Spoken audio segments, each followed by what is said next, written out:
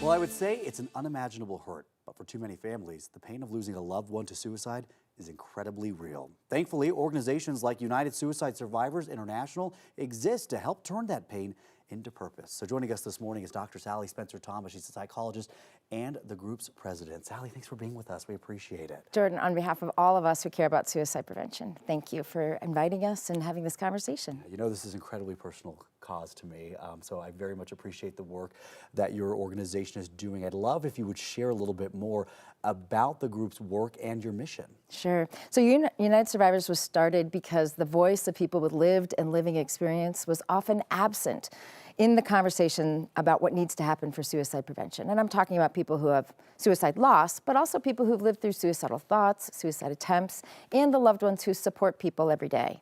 What was the thought behind forming an organization like this? You know, all those years ago when you said, we need some kind of resources for people with lived experiences. Yeah, so about a decade ago, we just started noticing that the people making decisions about what would happen to people with lived experience often didn't have that firsthand knowledge. And so a lot of the interventions came out of a place of fear. And that doesn't work so well. A lot of the interventions like forced treatment cause a lot of trauma for people.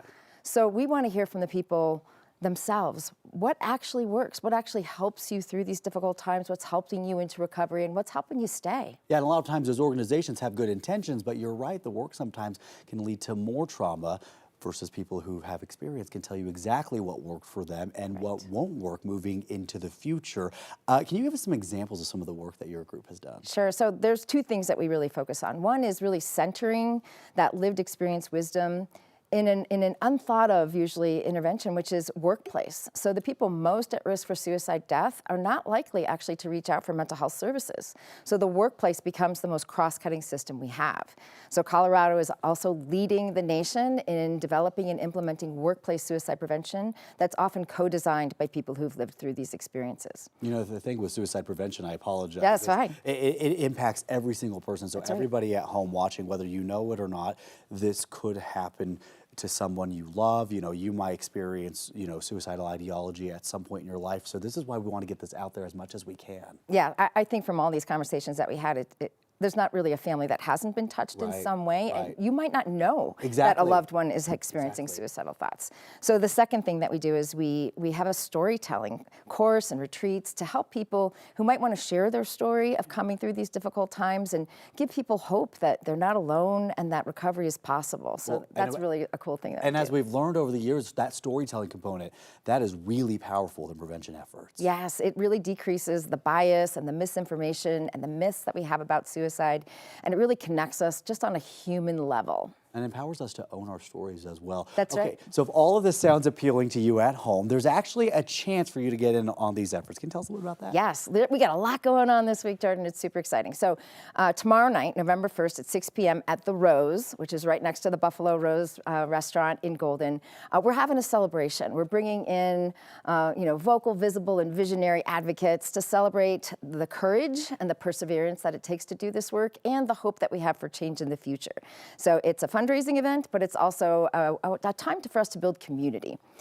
And then the second thing. Yeah, I love this. The second thing we're doing is on November 2nd at the American Mountaineering Center all day. We have what we're calling a Living Beyond Suicide Summit. Now this stuff is really exciting. This is a critical moment in our history, actually.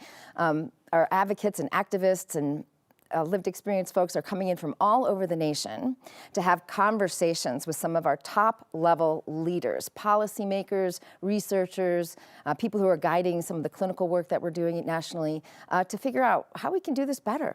This is incredible. I mean, and their voices are extremely needed. And they've been studying this over the past years, meeting with other people with lived experiences as well. That's incredible. Okay, one more time, tell us about, first of all, celebrating shining stars. It's interesting that it's a celebration. We were talking, that's what's making this event unique. Typically, these can be somber events, and you don't want that. Yes, and again, it's open to everyone who cares about suicide prevention.